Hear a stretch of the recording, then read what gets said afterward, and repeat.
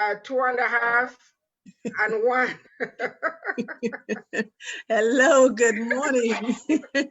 Good morning, good day, good afternoon, good evening. And some of you are going to say good night to you right about now. Here in the United States on the East Coast, we had spring. We had spring forward today, meaning we have gained an hour, meaning our days are going to be longer than our nights, meaning the sunshine is back on the USA side of the East Coast, and we're very happy about it. If you can see from my eyes, I'm really having problems with my allergies because of the same springtime. As much as I love it, it doesn't love me back.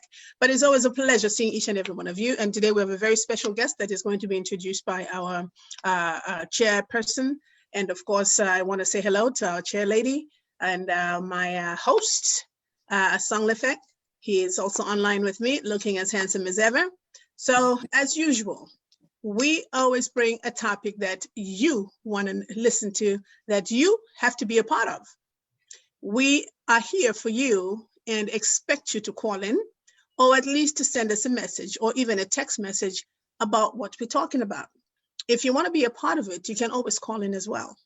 We are live right now. We broadcast live every Sunday, 3 p.m. Eastern Standard Time up until 5:30 Eastern Standard Time. So should you want at any time to come in, please feel free to contact us. Right now, our topic for today, before I start running my mouth and talking too much, our topic for today is employment opportunities in the midst of COVID-19. You may ask me and say, wait, what are you talking about? Employment activities, people's offices have closed down, buildings have been sold, and blah, blah, blah, blah. Yes, that is so true. But guess what? Even amidst us closing those offices, some of us have been able to open up some online businesses, which are thriving right now. Some of us have learned new tricks, new trades on how to use online tools, which I did not even know either. So I'm one of the new students as well. So with that being said, I would like to hand over to Asonglefac, our host, to open up our show officially. I'm Sylvia Latana Robertson, President for Africa Online Media Corporation. Thank you. Greetings, everyone. Greetings, Sylvia. 4 p.m. to 5:30 p.m. Exactly. Oh my goodness! I said, see, I have the Texas time. I had Texas time. You have Texas time. Yeah, that's right. So sorry. In the East Coast, it's 4 p.m. to 5:30 p.m. That being said, welcome. We'll start with a quote. Once you learn to read, you will forever feel free. Those are the words of Frederick Douglass, a little in a bit. It is March 14, 2021, the 73rd day of the year. There are 292 days left until the year is over. It is the 11th Sunday of 2021 and the 12th week of 2021. And if you are as expectant as I am, then it is the 84th day of winter. So there are just 6 days left until spring is with us. Well, for those of us in North America anyway, because I know in Africa, we have spring, summer, winter, everything all together in every part of the continent. Do you live in these United States of America? Well, as Sylvia already said, daylight saving time began early this morning. It was 2 a.m. I was still up when my phone switched over to, well, it was 1 a.m. and they switched over to 2 a.m. I said, what is going on? Then I realized it was that day to spring forward. We do that in March and in November. So we'll switch back again the first Sunday of November. Whatever we do and whatever we say, usually if you live in the United States, you're supposed to do a number of things early on Saturday morning, switching back, switching forward. Of course, one of the things we do out here is we replace batteries in the smoke alarms in our houses, or change the carbon dioxide monitors in our houses, and we clean out the medicine cabinet, disposing of all unwanted medications that we've been using all year round. Some of them expire, so we have to take note of those expiration dates. It is not obligatory in a way to do any of these chores, but you are certainly blaming yourself now, because by mentioning them, I not only reminded you, but made you feel guilty. But you need not feel guilty anyway, not because I run my mouth so much, but you did not deliberately forget to do some of those important historical things that happened to us. Until I journeyed to North America, hardly did I know of something called Pi Day. Pi, you know the mathematical sign? And since I knew about it, I have tried to remind everyone that cares to listen to me and to my findings about what I had known all along from mathematics in those days when I was in secondary school. So happy Pi Day today. Pi Day is a day experts tell us that commemorates one of the most fundamental and strange numbers in mathematics, pi. Well, I don't know the details, so find that out. March 14 is thus Pi Day because the first few significant digits of the mathematical constant pi are 3, then 14. It is also Albert Einstein's birthday. Did you know that? So happy birthday to Einstein. Well, I know it's long gone, but it is Pi Day. It is Einstein's Day. It is also a day called Genius Day. Genus, okay, Genus, G-E-N-I-U-S, and then it is also International Day of Mathematics.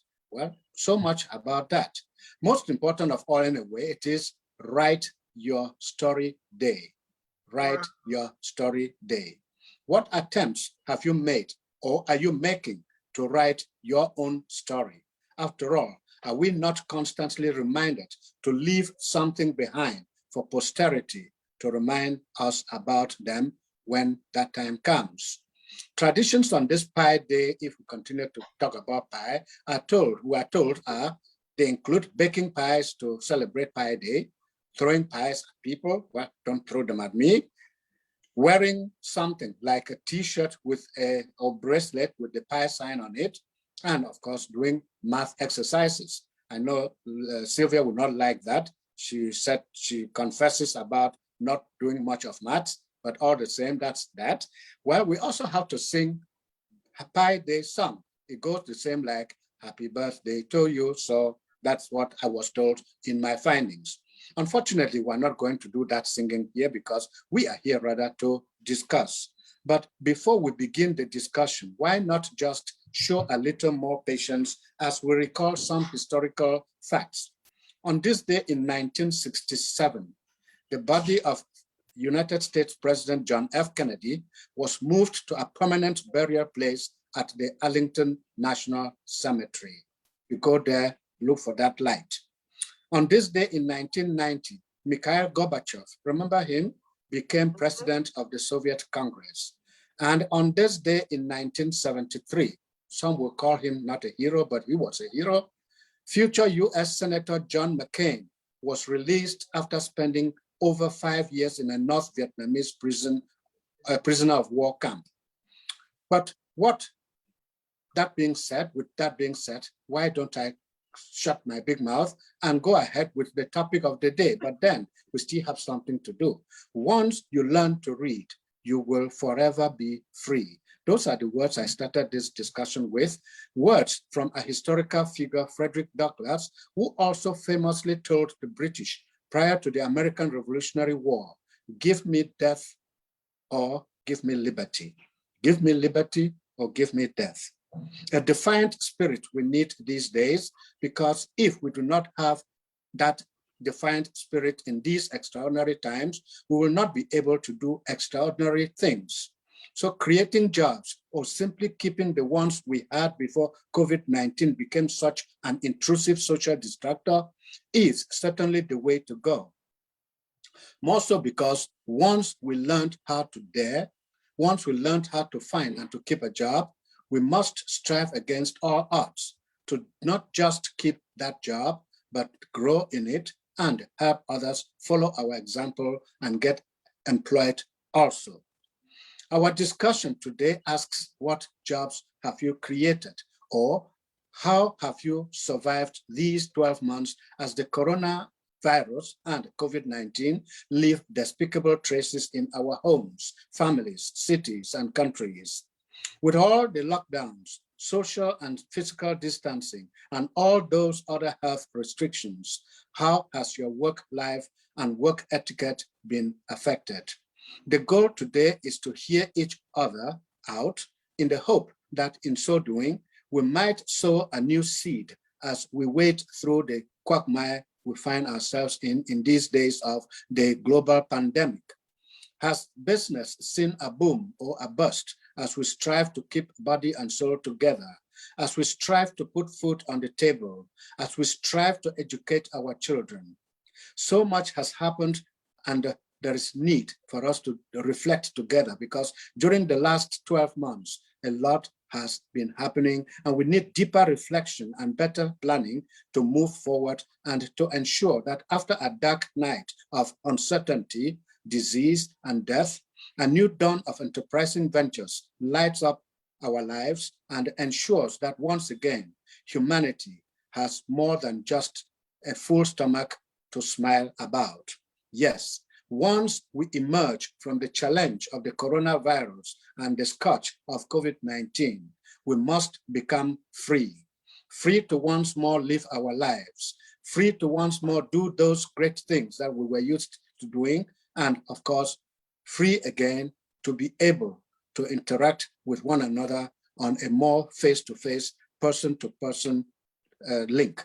Of course, we are looking forward because we believe that that light will soon be at the end of the tunnel, and we will be able to have this world rocking again as it always has been for centuries. We're going to land in Texas. Yes, our chairperson likes to welcome our hosts and our guests. So today she will welcome our guests because some of them are from across the big ocean called Atlantic. Reverend Pam, over to you. Thank you so much, Niason. You know, listening to today's editorial is just energized me to start working on the volume 2 and 3 of Africa's Brain Power.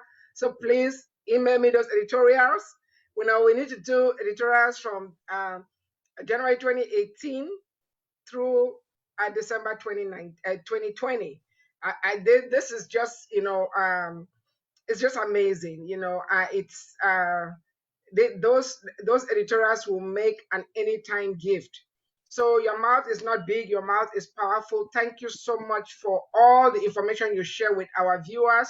And I will say this again, these are things that you write last minute. These are not editorials that you fast and pray to be able to write. That's how gifted you are. And I know your students of journalism, they still appreciate you. That's why they call you Prof. But on this show, we call you Niason. We really, really appreciate you. And on behalf of Africa Online Media Corporation, I want you to know we love you and we appreciate you. Thank you. Madam President, you know, with you mixing up the time, it's telling me that it's time for you to come back to Texas. Because if you can be talking about Texas time and you're in Pennsylvania, that's saying something is wrong. Come back to Texas. You know, this time business is just something else. From Maryland to Texas, it messes me up. Come back, and I'm all messed up. Come back to Texas. Yes. Brother Larry, you are very welcome. This show is unscripted and we have fun on this show. That's why we do this. We do have a guest, Brother Oliver. Can you hear me? Great. This is his first time on the show. He actually zoomed in like 40 minutes before show time. Isn't that amazing? He is, let me see if I can find, I'm going to let him introduce himself, but he is the CEO. I can hear you. Oh, okay, great. Okay, so go ahead and introduce yourself, my brother. You are welcome to the show. Introduce yourself, please. Thank you, Reverend Pam, and thank you for the opportunity to speak to Africa Online Media. And my name is Oliver, and I'm the CEO of the African Innovation and Entrepreneurship Center. The African Innovation and Entrepreneurship Center focuses in 4 pillars.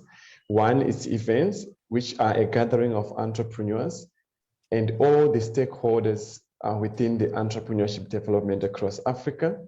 And the second pillar, we facilitate investment.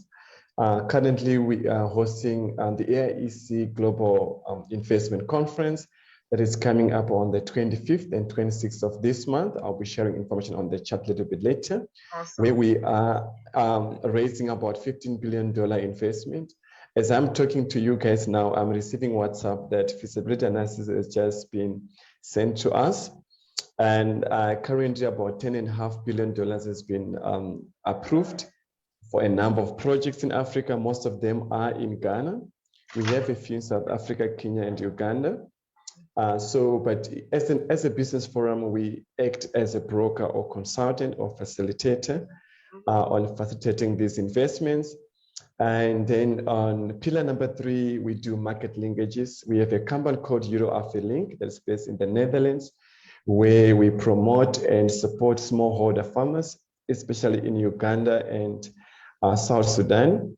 For example, we bring a women cooperators to pick up shea nuts and then produce shea butter that we supply to our clients in Europe.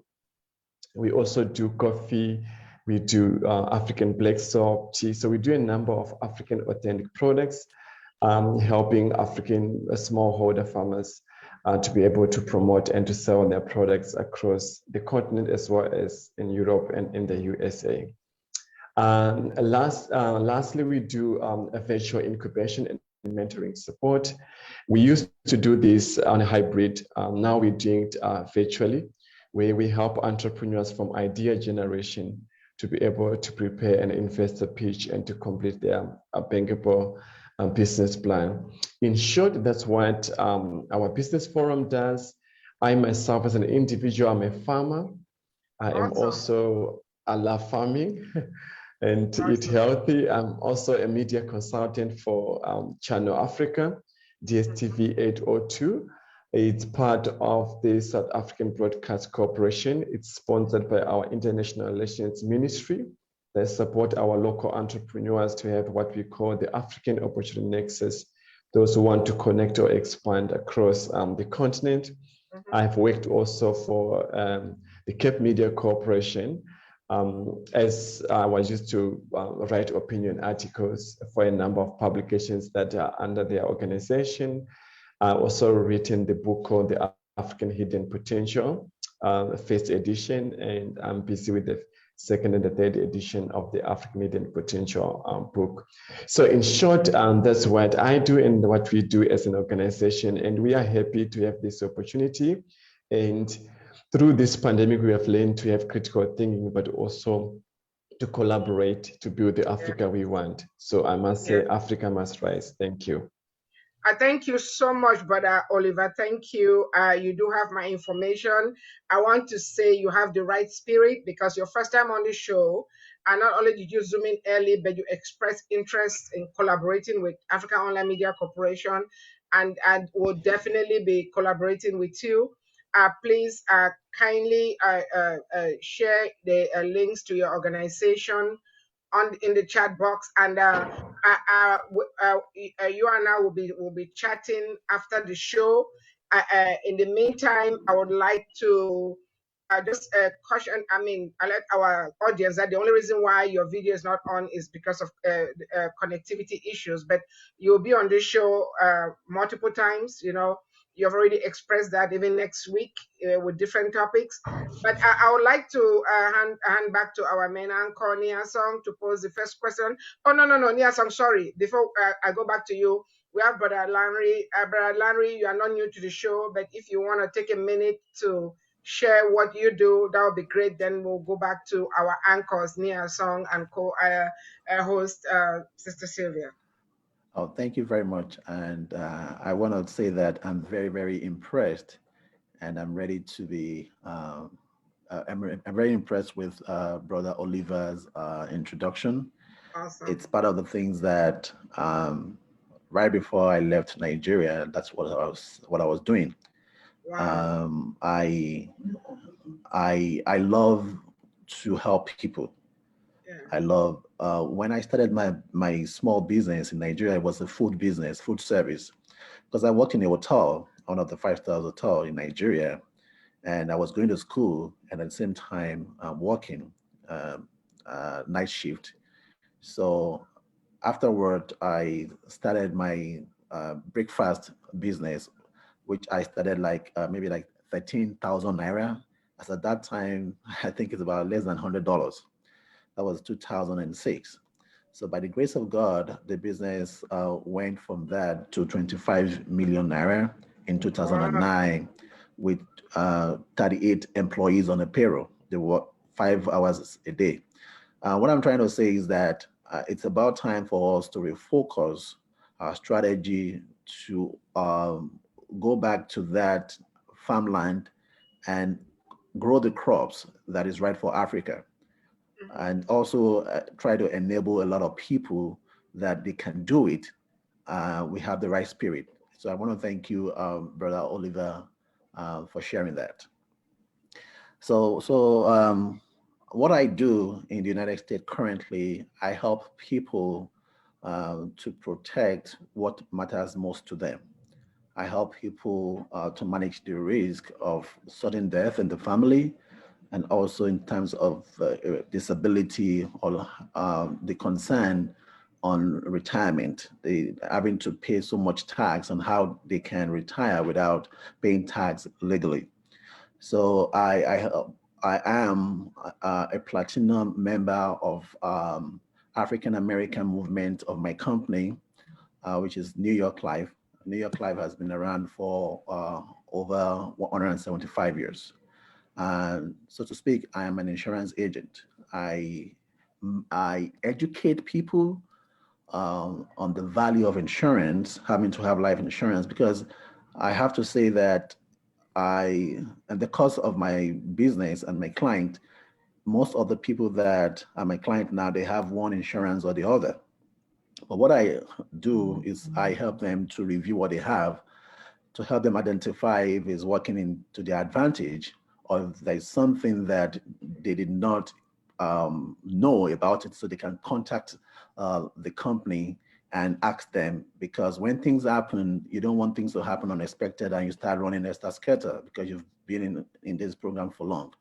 And also, I also help brand new baby from age 0 to help them with their college saving program with life insurance. And also they can also use that to start building fortune for themselves from age 0. Everything grows tax-free. There is no tax on any of the plan or on that kind of life insurance. And they can decide that they want to pay it up within 5 years, within 10 years, within 15 years. And I also help people with their retirement program.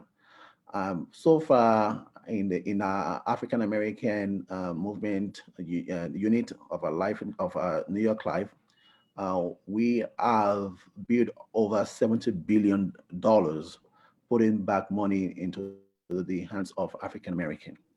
I have seen a little, not so much. If I have to say that seen kids on the street, see parents having to move out of their best zip code to a different zip code, just because somebody in the family that matters most had a sudden situation and they cannot get back. And even if it remains 1 month for you to pay up your mortgage and you're unable to, all the 30 something years, 20 something years gone, just a simple step. And there are a lot of things that are inbuilt or part of life insurance that I also help people to identify, most especially our African American, because when they give you the book, it's the book. You don't get to read it. You don't get to, but when you get educated on what you have, it's things, and if something happens, you know what to do. You can take charge of your life, of your family, of the people that matters most. So that's what I do. And I have licensing in over 10 states in the United States. Wow. Awesome. Thank you so much, Brother Lanry. I know our anchors will have a lot of questions for you, especially with our people. Yes. The life insurance, when they hear life insurance, they think you want them to die. So that has been a challenge. I know over the years, a few people have tried to talk to me about stuff like that. I'm like, I'm going to be around here for 120 years. I will actually still be doing this show, even here song when we hit 100. But I want to take a minute to welcome our sister Leonine Gaffo. You are welcome. Do you want to unmute yourself and introduce yourself? Let us know what kind of business you do. The mic is yours, if you can unmute yourself. Leonie, are you there? Yeah, please take a minute and introduce yourself. And if you have a business you want to promote, you are welcome to do so. Okay. Let me put on my videos. Okay. I'll be very quick about it because I'm actually at work. That's why I always find it No problem. No problem. Join the forum. So, my name is Leonie Gafor. I'm a Cameroonian. I'm the daughter of late Mr. Albert Gafor, proprietor of Natural College, Bamenda. Oh, okay. You are DJ Montana's sister. Yes, I'm DJ Montana's sister. Oh, nice to meet you. Go ahead. Yeah, I know your brother. Yeah, the pleasure is mine. So I've always wanted to join. I've been in the United States for 2 years now with my son, who is almost 10 years old. I live in Texas with my elder brother, DJ Montana. Oh, you live in Houston? Yes, I'm in Houston. Oh, I live in Houston too. Okay, well, we'll talk after the show. Go ahead. All right, Mom, it's a pleasure. Yeah. So right now, I don't really have a business, but I've always been a member of Africa Online for, I think, the past 5 years since back home. Wow. Even though most often I've been silent, and then back in the United States, I work like almost every Sunday. So right now I'm at work, and then I just had some little time. I said, okay, let me join. I want to make it a habit this year to always be part of the online. Awesome. No matter how. Awesome. So you've been one of those silent members for 5 years. This is a pleasant surprise. You can get my number from your brother. So you are very welcome. And since you're at work, feel free to turn off your video. We really appreciate you zooming in. All right, Mom. Thank you very much. Okay, so please, by the time I'm asking Montana, who should I say it is, because your video says Africa's Brain Bank. Okay, tell him Reverend Pam. Oh, yeah, of course. I know the name. Okay, good. Yeah, a lot of people know that name. Yeah, that's me. So you'll get to meet me in person after the pandemic. Okay. Of course, everybody who grew up in Cameroon knows Asonglefac Nkemleke. He's a legend. So, okay. Thank you so much. It was nice meeting you, Leonie. What a pleasant surprise. So, since Brother Oliver is 10 o'clock his time, actually 10:30, I think we should give him the first question should go to him. Over to you, Niason. Yes, thank you. And Leonie, thank you very much for coming on the show. Please always come and always chip in whenever you have the time. You can also contribute on the WhatsApp chat group so that we get to learn more about you and what you do. That said, Brother Oliver, I was struck by so many things you said that I don't even know where to begin. But all I want to say is your closing words were Africa shall rise. Yes, Africa must rise, as you said. So, but how does Africa rise when we produce the cocoa, the coffee, the vegetable, the plantains, the cocoyams, and we consume them ourselves? They never cross from one village to the other, let alone go to another country. How do we get these things with the African, made in Africa stamp on them so that they can be exported to other countries? Brother Oliver. Okay, I think maybe before I answer, I would say maybe the question should be, if Africa is rising, are we rising with Africa? Yeah, but thank you so much for that opportunity. I think using the Africa Free Continental Agreement, what we need to do is to assist and help our brothers and sisters across the continent in teaching them about the rules of origin. And then we also need to do value addition. Most of our cocoa, 90% is going to other countries in Europe before we even do value addition. And when are we going to start paying our African mothers and sisters and brothers a fair price for the work that they do? So we need to empower African youth and women, and also we need to do value addition. And how do we do this is by coming together and creating more awareness, but working together in building this. I think in short, that's what I can say. That I think the time is now. We have been talking. Imagine if we had trade that is fair. We have been talking, but I think it's now time to work and to come together. And thank you. As a media person, what is the role of the African media I know they're all divided and hunted by their respective governments, but what role can the African media play to send this message across the continent so that it is not something of Ghana, Cameroon, Nigeria, or Kenya, that it is something continental? Yeah, we actually have a proposal. As I say, I'm working with Channel Africa that we have done. We have done two proposals, one for the media and one for AU. But the role of the media, it will be to share the information.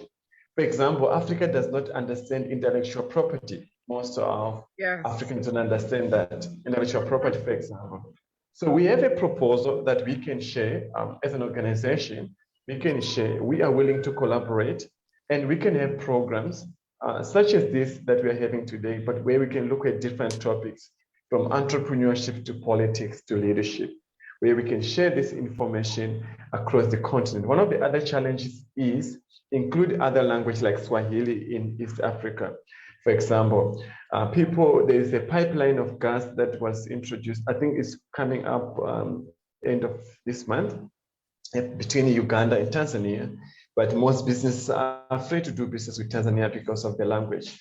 But the media can play a major role in creating awareness about the challenges and the solutions and how we can work together to build the Africa that we want.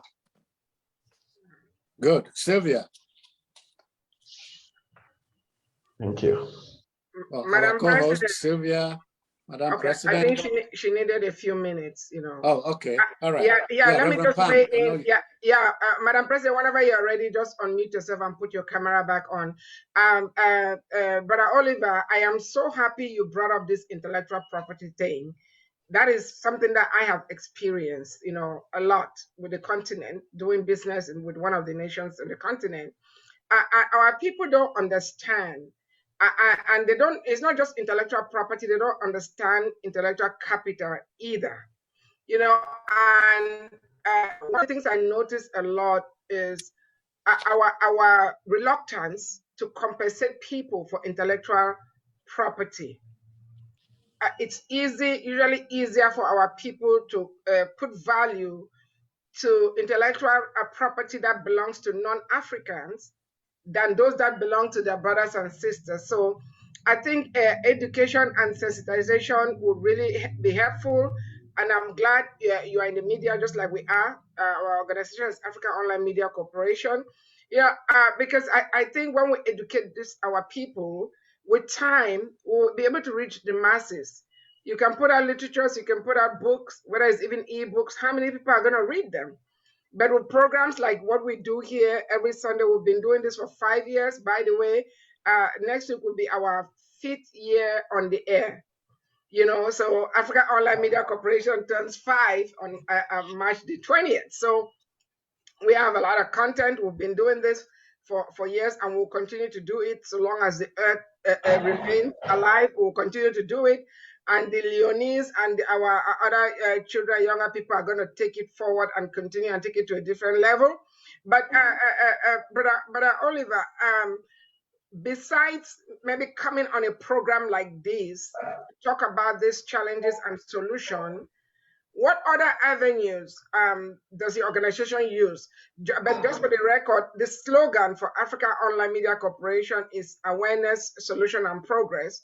We not only raise awareness about issues that affect Africa and Africans, we also seek solutions to those issues, because that's how we're going to make progress.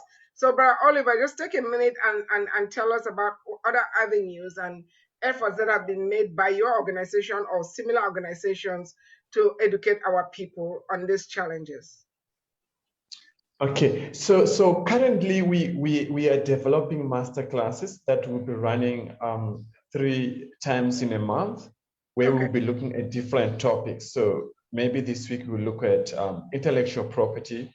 We'll then nominate about 3 entrepreneurs, and we'll nominate about 3 industry experts that understand the topic, and then we will do a dialogue for 45 minutes to 1 hour. Okay. I must put this on record. I know I can't share much information about it, but it's very important that one of the projects, it's about, I think, $240 million that we are currently doing in Ghana. It's an INOMO, or a one-stop shop. The project was approved on Wednesday last week. As I'm talking to you now, after this call, I will be looking at some of the documents. This is our in-house organization project. It's our project where we're going to have a one-stop shop, where we're going to have, we're going to build a satellite for online infrastructure. And this is going to save for West Africa, but then in other regional like North Africa, Southern Africa, and East Africa, and Central Africa, where we have satellite offices. The whole idea here is that we want to build internet infrastructure. We want to build a one-stop shop where entrepreneurs, even from the village, for example, some people cannot be able to zoom in on WhatsApp, but I've seen that in my events that some people in different villages across Africa, one person will be on a WhatsApp call, they will connect to me on my WhatsApp call, and then they can hear the presentations from Zoom connecting through on a WhatsApp call. So, and Africa is a land of diversity as well. So each and every country got different cultures and different local dynamics. But I think to try and use and maximize all the resources that we have, put them together and share across our media communication channels, our different platforms to be able to empower and to build the Africa we want. Thank you. Awesome. And you know, there are a lot of duplicate efforts by the diaspora, because some of the things you're saying, those are things that our sister organization, Africa's Brain Bank, is doing also. But again, I'm happy that we are going to be collaborating, because there's no point reinventing the wheels. Whoever is gone further, you know, can be pushed, or, you know, can pull the other person. But I have a question for Brother Larry while we're waiting for our president to get back on her camera. Brother Larry, Yes, I am going to confess, I'm one of those reluctant Africans who don't think they need life insurance. I know there are other organizations out there, even in my tribe, there is something that they do where they contribute money when somebody passes away, and they pay for their funerals. There are different versions of that. So the more people you have in the pool, the smaller the contribution. Is inverse proportionality. Since we are talking about National Math Day, you know. By the way, shout out to all the mathematicians. I know a few of them. So, Brother Larry, what would you? This is an opportunity for you to educate our people, the people that are reluctant to purchase life insurance. What is what would you say to them? You know, sir, pitch this your stuff to them, and get them to sign up. You know, do the elevator pitch. We want to hear elevator pitch. Thank you very much, Reverend Pam, and thank you. I'm still stuck with the ideas of Brother Oliver about Africa. Africa is rising, and we have to rise to the top and take back what belongs to us. One of the how is when we have that life, we have it abundant. And the key thing about life insurance is that it is important for every one of us to protect ourselves. It does not matter whether you are young or whether you are old, whether you're a new baby.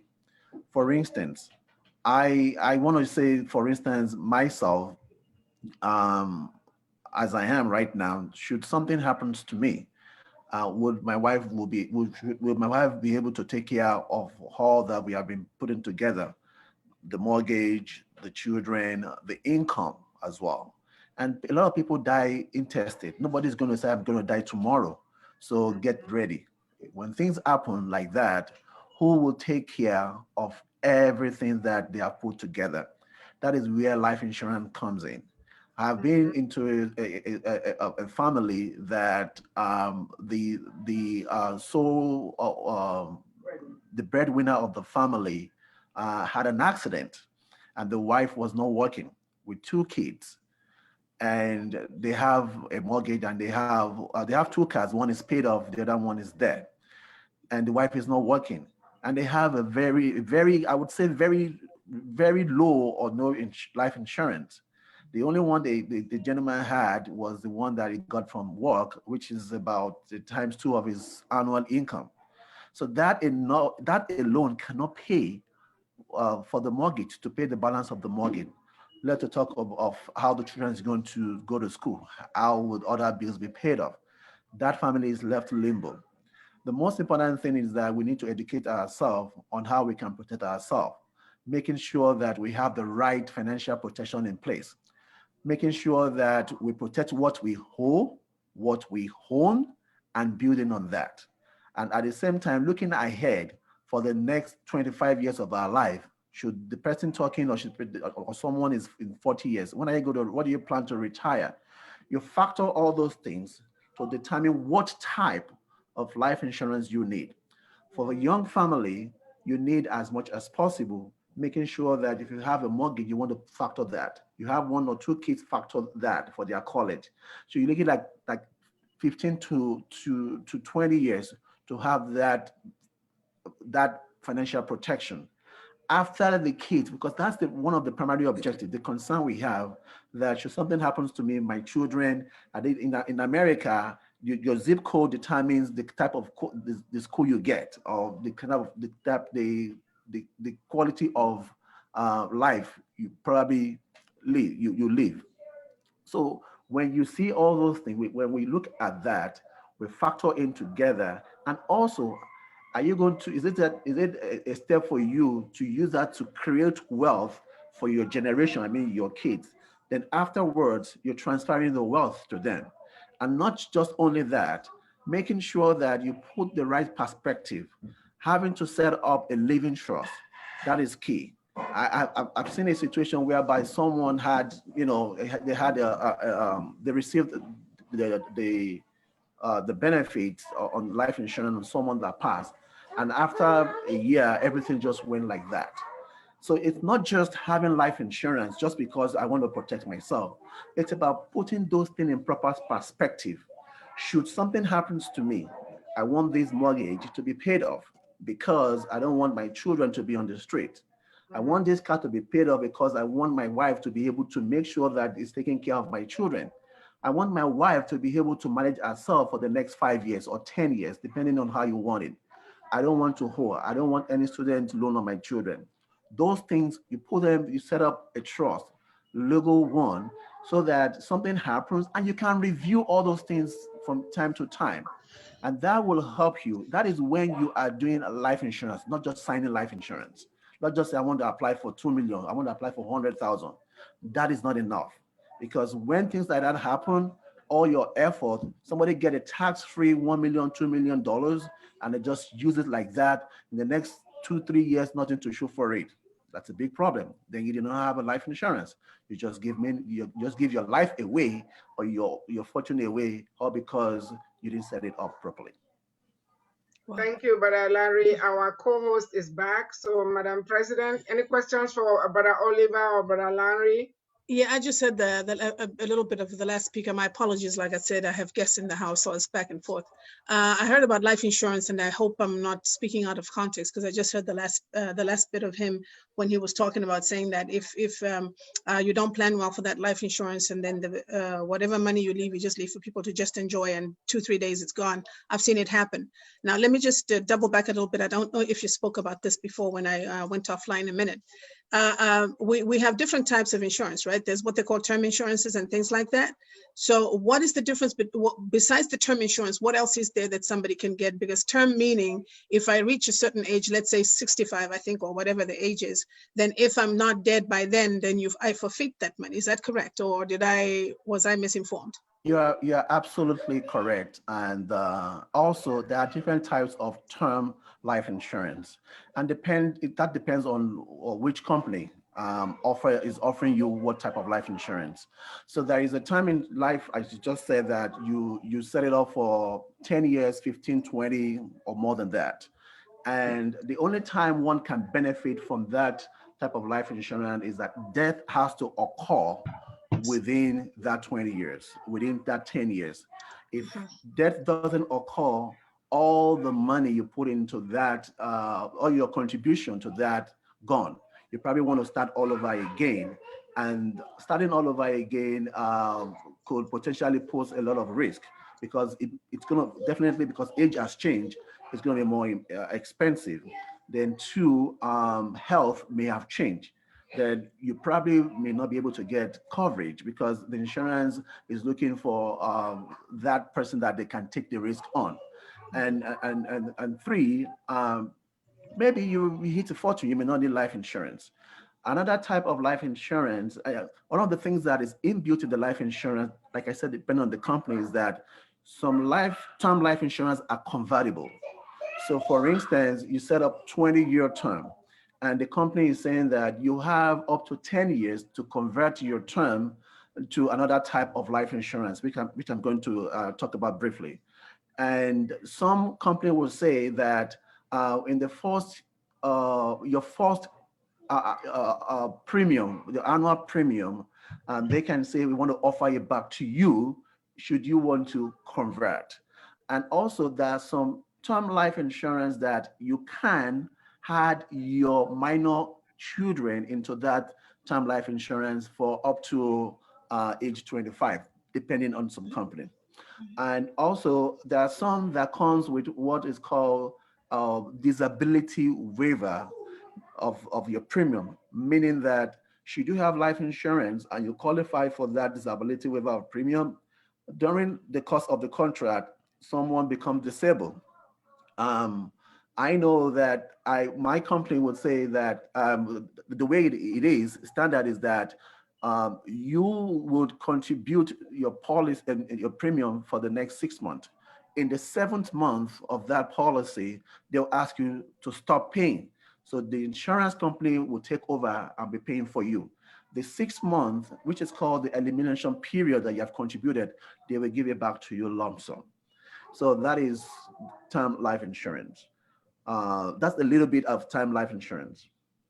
Okay, so I'm sorry, I didn't ask my host if I could, but let me just chime in. It's just interesting that you brought life insurance, because my children and some friends of theirs were talking about it a few days ago, and it just piqued my interest. So for an adult who is age 60, yes, or who doesn't have life insurance, or has life insurance that has expired, yes. what would be the best life insurance for him or her that will cover that person? Let's say they live up to 80, 90 years old. What insurance would you suggest for that person? So the type of life insurance the person would need is whole life insurance. Because at age 60, you want to get a term life insurance. From my experience, it's going to be very, very expensive.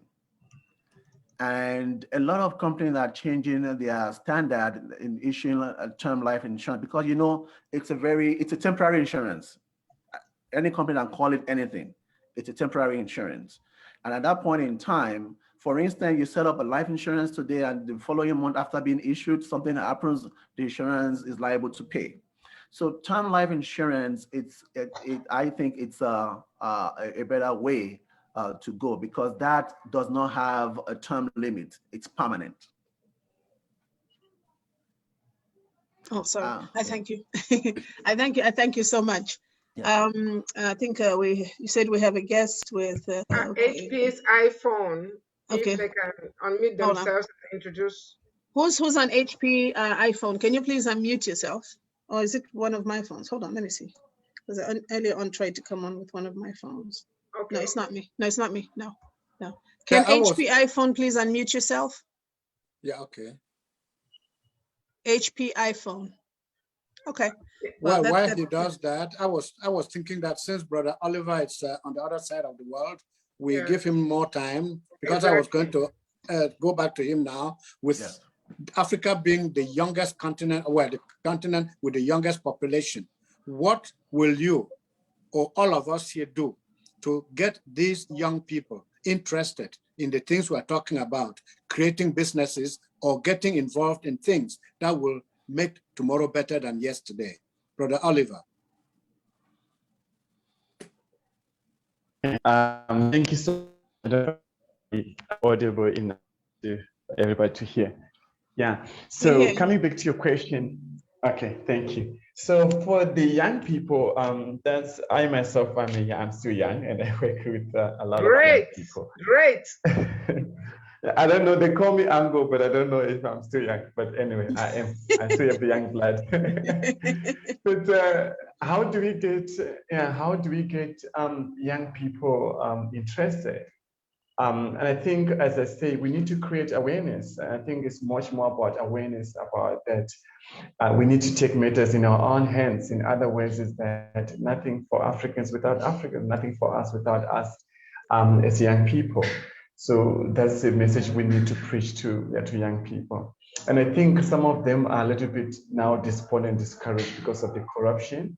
But we need to encourage them to know that they need to be able to take responsibility of what is happening. And the whole idea is, how do we help each other to grow our continent? So what we need to do is to create much more awareness among the young people. And they need to be excited. I wrote this in my book about the possibilities that our continent offers. Thank you. Thank you for that. The other question I had is, you talked about Africa is rising. But then again, going back to the intellectual property thing, what can the African do to be interested and to know how to navigate through these waters of uncertainties? Well, not uncertainties, but unawareness, because I think there's a lot of lack of education as far as some of those things are concerned. Yeah, one of our directors, I'm happy, he's Ghanaian, but he's also in the USA, so he's based in New Jersey. He just written an article on IP.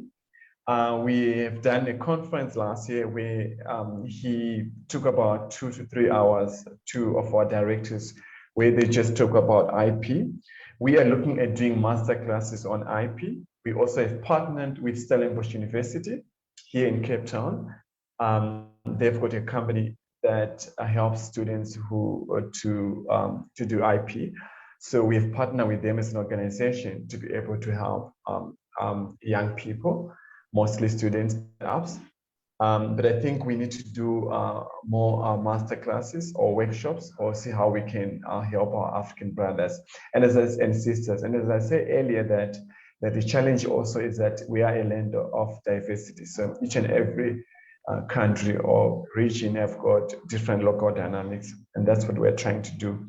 Once we collaborate, even with those people that are on the ground, we can be able to have enough information about the challenges and come up with solutions to the problem. Thank you very much. I have a question. Yes. I have a question. Madam Chair, go ahead. Yes. Brian Larry, please post on the chat box how people can get in touch with you. And when next we give you the mic, also let our audience know how they can get in touch with you. We already have somebody who's expressed interest in becoming your client, so I don't want to say who that is, but I would like for you to post that on the chat box, and also let our viewers know there are going to be thousands of people watching this show, and hundreds of thousands, over a couple of years. But the person with the iPhone, I don't see that person anymore. I have a question for Brother Oliver. Our young people, I'm glad you're a farmer. I'm actually interested in doing some farming on the continent, not physical farming. Growing up, I never had that luxury. So but I do have a little garden behind my house. But a lot of our young people don't want to go to the farm anymore. We really need to get them to realize that farmers are very wealthy people, both on the continent and in the diaspora. We need to make farming glamorous, because a lot of them don't want to go to the farm. They're always on social media. And a lot of young people don't know how to manage social media information. In this digital age, the people that make it are people who have the right information. It's not people that come from a wealthy background or who inherited money. It's people that have the right information. And there's so much more false information out there than accurate information. What can we do, besides having a broadcast like this? Your organizations and our organizations, there are some things that we are doing, but what else can we do to help our young people be able to decipher or discern which information is accurate and which is not? Because if they don't have the right information, It doesn't matter what we're trying to do here, it's a waste of time. Our people need to have the right information. They are bombarded thousands of hours, a week on with false information. Brother Oliver.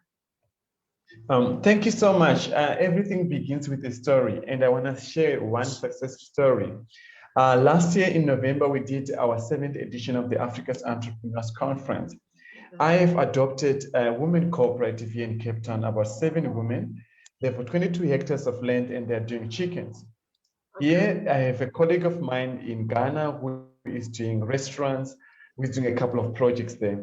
And we got a contract to supply South Africa, to supply Ghana with about 57,000 kilograms of chickens to Ghana, which is about 40 by 40 tons containers of chickens every month. That's about 1,080,000 rands. In dollars, I think it's more than $75,000 a month for a cooperative of 7 women. These women started behind the back of their house. They didn't have jobs. They are from Swaziland, and now they come to South Africa. And now, within 3 months, they now have a contract to supply Ghana, to export their chickens. We help them with the paperwork and everything. How do we make farming glamorous? Most young people think that farming is just taking a hoe and a spade and go to the field and plant. But you talk about food nutrition, you talk about food science, for example. We talk about value addition processing. For example, in South Africa, we've got lots of mangoes. We make what we call arches that we eat. It's like a chili salad with our food. So apart from creating awareness, I think we need to share our success stories. So stories like such as this, where entrepreneurs start from nothing, now they can be able to put food on their table and create the much needed jobs. I think about by October last year, we lost more than 20 million jobs based on the research done by the African Union in Africa. And we're supposed to create jobs. Now we are losing jobs. How do we do that? And we need to support and to support young people to think about starting their own small business by also doing farming. I myself, when I lost my wife a few years ago, I was depressed, I was stressed, but I started by planting at the back of my house, and I ended up designing and developing a project for the street people that is still running even today. And because that healed my soul, that healed me, that was therapeutic. So so there's a lot we can do to engage young people to be interested in farming, and that's where all the money is. Not in the office. If I may chime in. Yes. If I may chime in for just a second. Actually, talking about farming, this is splendid. I mean, this is fantastic. I was talking to a few youths last week. They have a farming forum on one of the groups that I belong to. And I really was shocked, or should I say I was flabbergasted when I realized how vast farming was. I mean, when I looked at farming, all I know is you go outside, till the land, plant the seed, put the soil over, the fertilizer, water it grows, and we eat it. But now that I'm in that group and I'm learning so much, I actually also came to understand that UAE now will be importing about 1 million goats out of Zambia, Congo DRC, I believe, and is it Congo Brazzaville? Now, if these goats are going into all these countries, what's to stop us from expanding, this goat herding, or goat, what do you call it? Goat farming. We can say goat farming. Goat farming. Goat farming. Thank you. Yes. I couldn't get the word. Yeah. Goat farming. Now, I'm also hearing about fisheries. Yes. I'm hearing about aquaponics. Lord have mercy. Yes. Aqua what? I was privileged to watch a young, I think he's 21 or 22-year-old young man who had put this whole aquaponics thing together with all these little pipes, like you look at the stem of a plant, right? It will look like it's actually a pipe, but it's a stem of a plant, and it's siphoning its own water with no soil, nothing, just it's like absorption through osmosis. Yeah. I mean, it was such a fascinating fit. And if we can encourage our youngsters to now starting looking into becoming farmers, it is becoming a very glamorous entity, actually. Before we thought it was all dirt and, manure and all that stuff. Yeah, manure is there. And they're talking about now making your own fertilizer with your own human urine. Where in God's name have I heard that? I heard it on the forum, and they're saying it's a very doable. It's called, is it humic fertilizer or something like that? So yes, this is becoming a very glamorous industry, and I'm proud to be part of what you're saying. And I applaud you. Job well done. Thank you so much, Madam President. We really appreciate it. Very And we well. need to work together as Africans as well to build the Africa we want. Yeah. Yes, absolutely. That's very important. Absolutely. Madam Chair, Okay, over to you. Yes, I'm going to share the anthem before, and then I make the next announcements, and then a couple of comments. But Madam President, you recall last year we had two young people here, Yes. farmers, Yes. Ashani and Edgar, and we're very impressed by them. We need to bring them back. These are young people that are making farming glamorous. So and I'll also share my experience where I've been doing some research on fish and poultry farming, the duo. I'll be sharing that. So let's listen to our anthem. But Oliver, this is our anthem. We own the full rights to this anthem, and you're welcome to play it at your events. Oh, Africa. Oh no. Africans for Africa. Africans for Africa. Africans for Africa. Africans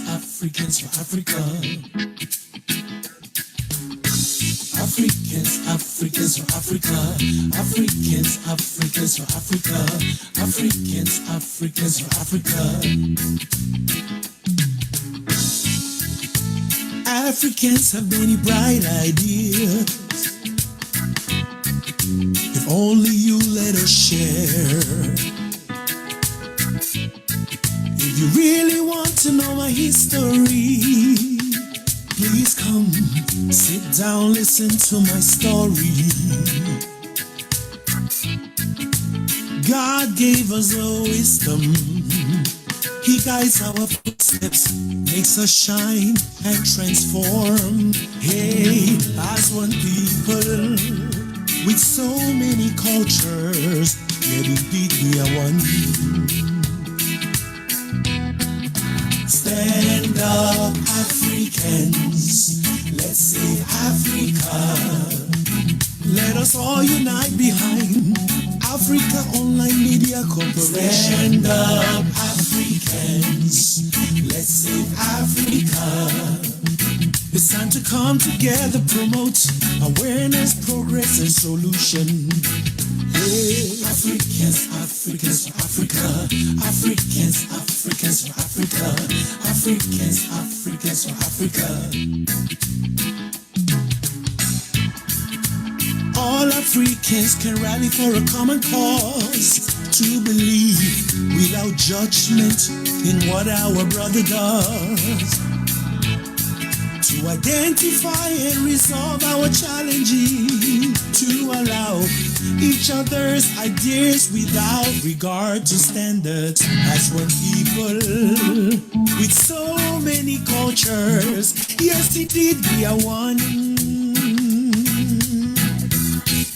Stand up, Africans, for Africa. Let us solve all the problems plaguing our continent. Stand up, Africans, let's save Africa. Let us empower Africans in and out of Africa. Stand up, Africans, for Africa. Africa Online Media Corporation, that's a good way to start. Stand up, Africans, let's save Africa. They have all the resources we need to benefit our society. Oh.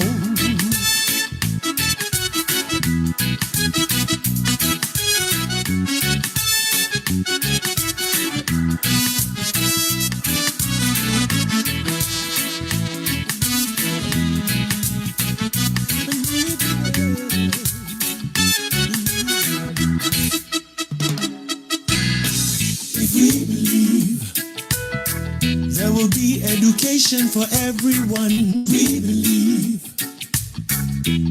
prosperity for Africans. We believe medical facilitation for Africans. We believe stand up, Africa, yes, for Africa.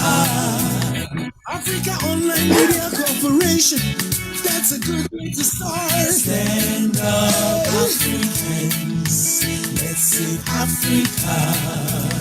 Africa is a cradle of civilization, the motherland. Stand up, Africans, for Africa. We were enslaved not because we were weak, but because of our hospitality. Stand up, Africans, let's save Africa. Jump on the Africa Online Miracle Jet. Don't be left behind. Stand up, Africans, for Africa. Together we shall succeed. Together we will win. Stand up, Africans. Let's save Africa. We are writing our own story, the truth, and we shall tell it to the world. Stand up, Africans, for Africa. No more lies. Africans own Africa. No more lies. Africans own Africa. Since we are this today's show is we're asking people to promote their business. I want to give a shout out to the young man that composed that song. I wrote the song. He composed it.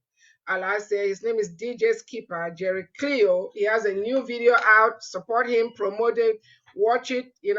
That's DJ Skipper, aka Jerry Cleo. He's not able to be on here live because he's engaged. And those of you who tune into our Operation Borehole 55 fundraiser, the live broadcast on September the 6th last year, our MC, a very talented young man out of Los Angeles, he's originally from Lagos, Shay Brown, just landed a comedy show, the first African to do that on Netflix. It's called Nigerian American. It opened on the 10th of March. He's actually, I spoke with him this morning, he's traveling abroad for interviews for this Nigerian American. It was released on Netflix Africa. It will be coming up to the US globally early in April. Let's support him. Let's support our own. He does clean comedy. So it's a comedy for the whole family. And we really need to laugh, especially with what we've gone through and people are still going through. So I want to ask Brother Oliver a question before I hand back over to Niasong. Brother Oliver, I was looking into some fishery and chicken business on the continent. I have to confess, I don't eat farm-raised fish, but I will eat chicken from a poultry. As a matter of fact, growing up, we're raising our own in the back of the house. I used to enjoy going and getting fresh eggs. So how in this farming, I really like the story you shared, the testimony about those 7 women that you shadowed and trained. No, that shadowed you and you trained them, took them under your wings. I see Dr. Ogoji is coming up, and this is a topic that Dr. Ogoji has shared last year during our event about doing fish business in Nigeria. So I will make my questions quick so that Dr. Ogoji can have the mic. Dr. Ogoji is our chief medical advisor. But Brother Oliver, do you see in your organization or even in the community, South Africa or any now that we are about to completely have open borders, do you see the farmers being educated and trained and informed about doing this hybrid business? Because what I saw was they had the poultry on top and then the fish pond at the bottom. So the waste from the chicken is actually food for the fish. And I also saw another one where this lady, it was basically an ecosystem because she was also raising a piggery. So I think either and I'm not an expert on this, I just saw that the way she was not losing anything, nothing was wasted. She had a plantation, so she was recycling the waste from the pigs to attain as manure for the plantation, and you just weigh in, because I'm not an expert in this. This is something I just saw, but I have seen the one where the waste from the poultry actually serves as food for the fish, and then the water from the fish is being recycled with the plants. I don't know if that's what the president was talking about. Again, this show is unscripted. I don't do any research. But Oliver, I want you to weigh in, because it will cut down on overhead and increase revenue if our farmers can be trained to build these farming ecosystems. Brother Oliver. Okay. So actually, what you are saying is called permaculture system. Is what? That's what is permaculture system. Awesome. Permaculture system. So basically, you have your chickens on top. You have your fish, and the water from the fish is highly nutritional for your vegetables and herbs. It's your organic fertilizer, actually. Then sometimes you take your chickens, you put them on your compost. They eat the worms. They eat your white worms on the compost as well. So, but that's what we call permaculture system. In South Africa, we grow a lot of tilapia fish, a lot in South Africa, and we're currently busy with a shrimp farm and a fish farm in Ghana. I think it should be finalized soon, certain things. But yeah, so there's a lot that we can do in using what we have. For example, if you have grass from where you plow your land, use the same grass to make compost and put it back. Your newspaper also, you can use them. Your leftover vegetables, your eggshells, you can use them. In Cape Town, we also use the seaweed that can also be used for your vegetables and herbs and for your plants. And then we'll also do plant companion, where you don't have to use fertilizer. So you can use your chilies and your herbs. So you don't get like insects or aphids that can eat your plants. So there are many ways where we can do smart farming whilst also saving on the cost to buy fertilizer and spray and stuff like that. Oh, okay, I just thought about something, and I don't know, our anchors, Nia Song and Madam President, if you guys don't mind. I know, Brother Oliver, earlier you mentioned that, because of your connectivity issues, you want to really be prepared for next week. But before I hand the mic over to our Chief Medical Advisor, Dr. Ogoji, who is interested in fish farming, are you willing to come next Sunday? Because I think we are learning a lot. I think we need to do a sequel to this show, actually talk about farming. Madam President and Nia Song, is that okay with the two of you? Absolutely, yeah. I'll bring on some farming professionals as well onto the show. Okay, great. The good thing is I did not announce the next week's topic, so that is just awesome. Yeah, that's good. That is awesome. I'm so excited. I feel like jumping up and down. We're also going to bring our two young people from last year who talked about farming. Yes. Because we don't want just, Brother Oliver, I'm glad you are young. Please deck up next Sunday so that the young people can see a handsome son of the soil, young handsome man who is a farmer. And we need to bring some female, beautiful girls who are farmers also. Prepare those your 7 women, let them dress up in their African outfit, and let's make it a glamorous farming show. All the farming, not just agriculture, fish, piggery, goat. I don't eat pigs, but goat, all those, everything. We want it on this show next. So next week, we are going to be talking about modern day farming. Send me to the nation. Yeah, thank you, Madam Chair. Yeah. Thank you, Madam Chair. Thank you, Brother Oliver. Yeah, Madam Chair, I was almost texting you about the topic, but when I heard fish farming and farming, I said, but why don't we change the topic for next week and do something like that? Yes. So luckily, we didn't announce that. This show is unscripted. So, that's why I like this show. Yes. Let's build on this momentum of farming. Good thing I didn't announce the topic. That topic can wait. So, Dr. Ogoji, you are very welcome. Dr. Ogoji, you're amazing. I actually called you earlier today. Maybe you were still in church. But Brother Oliver is from South Africa. He's a farmer, and I know from last year you mentioned about your interest in farming. Today we are talking about businesses. African businesses want people to promote their business. Dr. Ogoji, I know you are the chief, you are a king in your village, and you are a chief in Africa Online Media Corporation. The mic is yours, my brother. Well, we talk about African businesses or employment opportunity post-pandemic. But no, it's employment opportunities. However, that employment is a business. You have to have a business or to employ people. So that's what we're talking about. So feel free to share it from any angle, Dr. Ogoji. Yeah. Okay. So I think pandemic, the COVID pandemic is something terrible for the world, but it actually opened a lot of opportunities for a lot of people. From the medical standpoint, almost every medical practice now engaged in telemedicine practice, which I've been doing for the past 6 years. I've been doing for the past 6 years. For me, during pandemic, it was wonderful because they needed people who can do telemedicine, and I was paid 3 times the normal fee, the month of January, February, and March. It's only by June that the fee went back to the normal rate. On the other hand, it became a disadvantage to me because right now, if I want to do telemedicine, when I log in, there are so many of us who can't have enough patients. We don't have enough patients anymore because so many other providers have joined the telemedicine business. So now you have to be ready to click and talk to patients fast for you to get patients.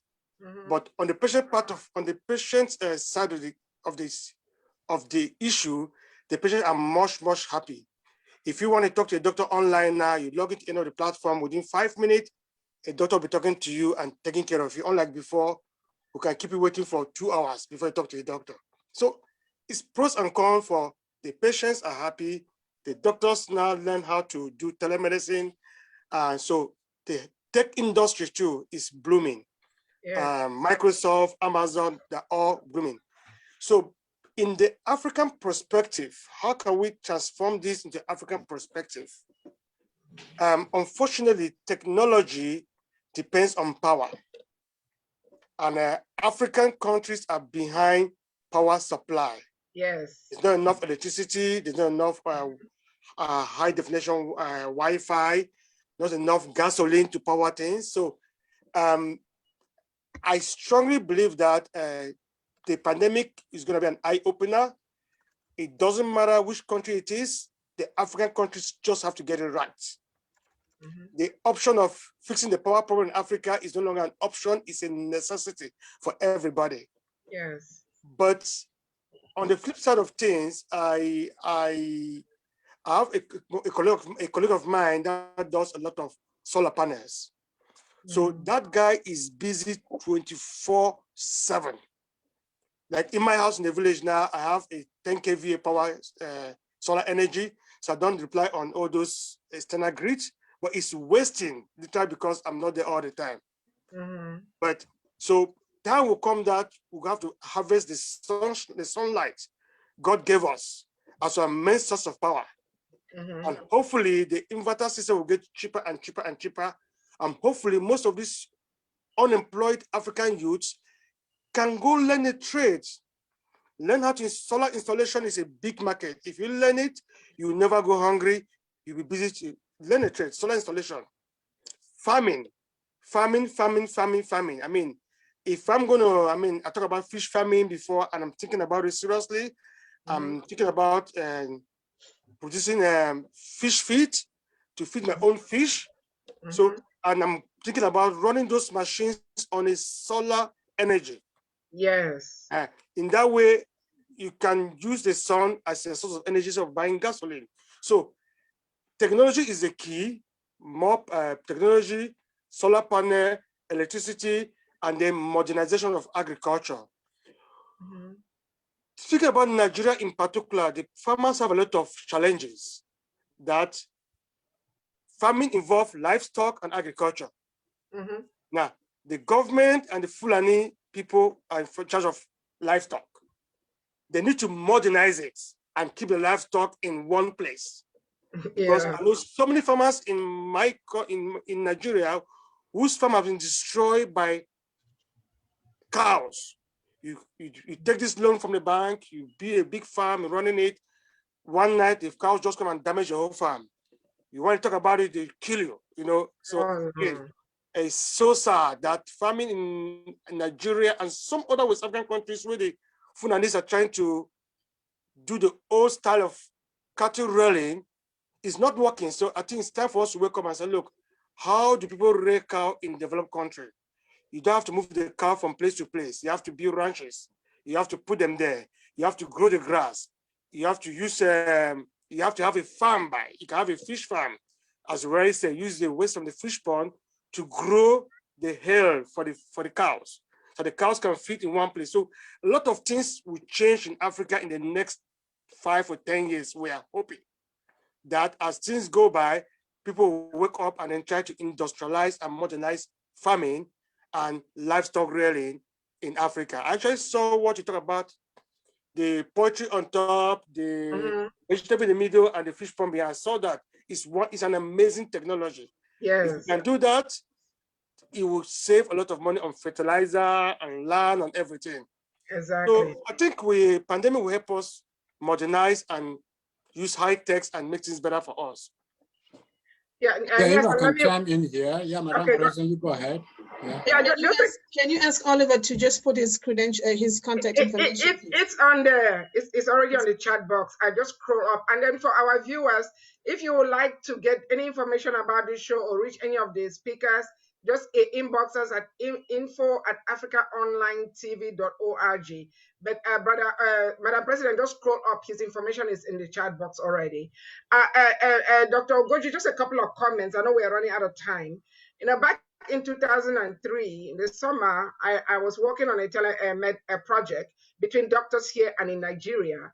The only reason why that project did not survive was this power thing we're talking about and connectivity. And remember, back then, social media was not that accessible or popular, but I'm glad the pandemic has made it, the pandemic has digitalized everything.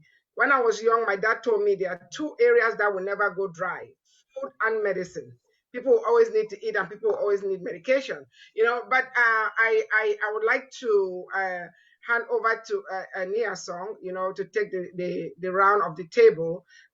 Again, we're going to be talking about farming. So we want to encourage all the young farmers, please. We really this is not age discrimination here. We really want to showcase young people. Madam President, bring young farmers from Zambia or the Southern nation. We are trying to glamorize farming. So please, let's not bring older people. Nothing against age, but let's see some young people. Unfortunately, the ones I have are old people. Okay, just tell them to make themselves look young. We want to encourage the young people. Near some. Yes, it looks like we've lost Brother Oliver from South Africa, but that's fine. It's late over there. Taking the round of the table, I was going to say, let's talk more about what we've done during this pandemic, as Dr. Ogoji is saying, about creating jobs or about switching from one job to the other, or maybe using ourselves better and having less time to sleep and putting more time to get more money so that we can do better things for ourselves. So let us take a round of the table, and we're going to start with Brother Landry. All right, thank you very much. Well, the pandemic has really changed a lot of things, and which is not new anymore. It's called new normal. During the pandemic, the business, my kind of business, because you have to reach out to people, you have to ask for business. So to my surprise, because of the dreadfulness of the pandemic, people are reaching out, getting more information and making sure that they are being protected. So it's been a very good experience for me. Another thing is that it's been very sad as well, because I have a lot of people, unfortunately, that went with the pandemic. Serious one, unplanned for. Right now, families are struggling that I know, and well, it's not anybody's fault. It happens. It's just for us to kind of be aware of change that can happen unexpected. So that's it.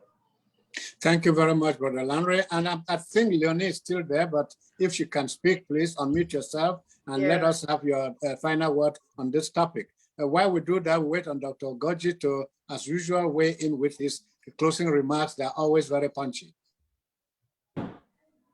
Leonie, can you unmute yourself, or she's at work? Maybe. Yeah, she said she was at work. Okay. Dr. Goji, over to you. Well, again, as I said before, the pandemic is a blessing in disguise and also a problem for many people. Things have changed. The next 5 or 10 years, the world will be a different place because everybody will be tech savvy. People who to use things. Bankings have changed. Even day-to-day activities, online shopping that was unheard of in so many African countries have become the standards, even in Nigeria. So we're just hoping that even religious, most churches now have services online they never thought they could have before. That's a plus. On the other hand, it has actually separated people physically, because I enjoy those days. I used to go to church, and every second Sunday I go down to the basement. I have donut with a pancake with the Knight of Columbus. You know,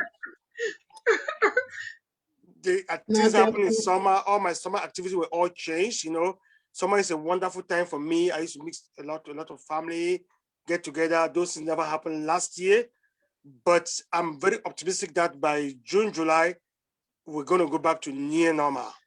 Amen. So we are hoping with the vaccination and people trying to know that this is only temporary. It happened before in 1980. It will come and go, and head in the right direction. That's my take.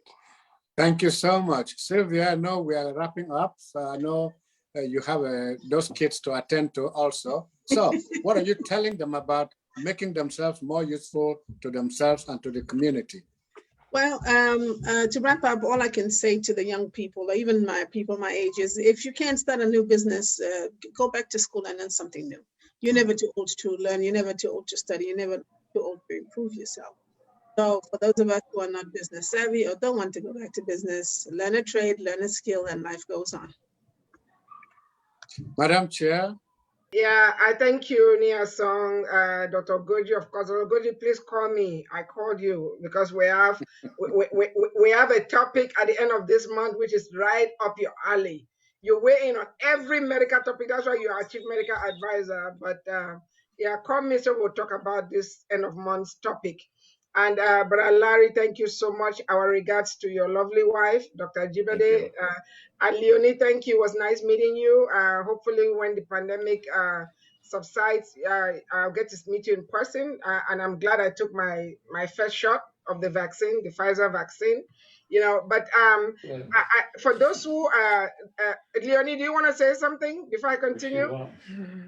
Okay, just a quick one. I just want to thank, even though I've been so passive because I'm at work. I just want to thank this platform as a whole, because honestly, I've really learned so many things ever since I became a member of this forum.